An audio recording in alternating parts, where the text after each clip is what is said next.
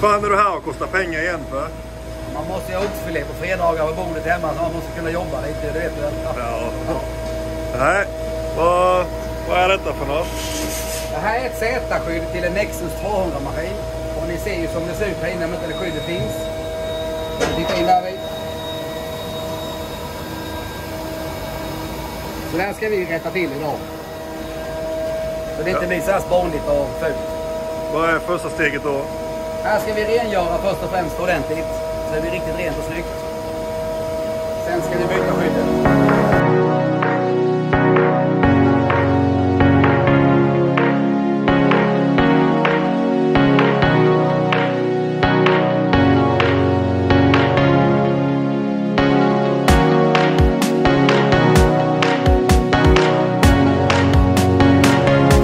Det ser rätt okej ut att kunna byta själva skyddet i maskinerna.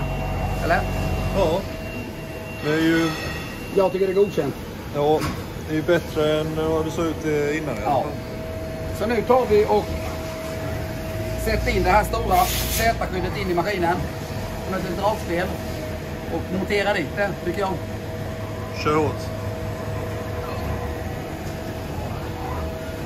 Är det något speciellt man måste tänka på? Inget direkt med detta skyddet faktiskt. Få det på rätt plats bara.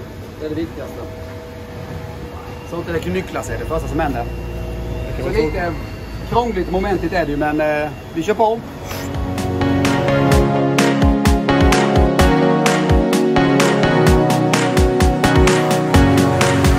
Så. Jag fäster med hälften av skruvarna. Så ser man att det är nytt skydd i. Så nu gäller bara att lite resten av skruvarna. Så drar vi åt det. Yes. Sen tar vi oxfilé, leda.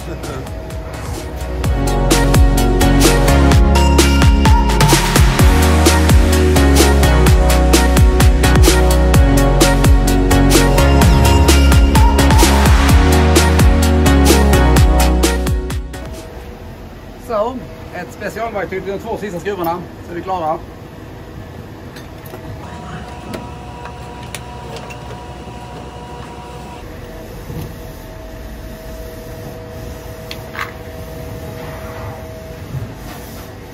Liten spärrnyckel.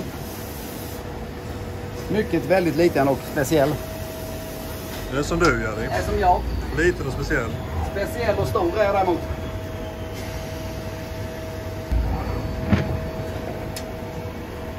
Sitter som det ska. Och whips. Så har vi bytt ett Z-skydd på 2-3 minuter. Vad kommer detta hjälpa maskinen med nu? Det här kommer hjälpa med att det inte kommer ut en massa spån här bak. Och vatten. Och det är bra för... Ja, skydda allt annat. Det är skydd för maskinen så att det inte går sönder. Till exempel dumma skenor här då. Skenorna och kulskruv. Alla slangar och alltihopa som är där.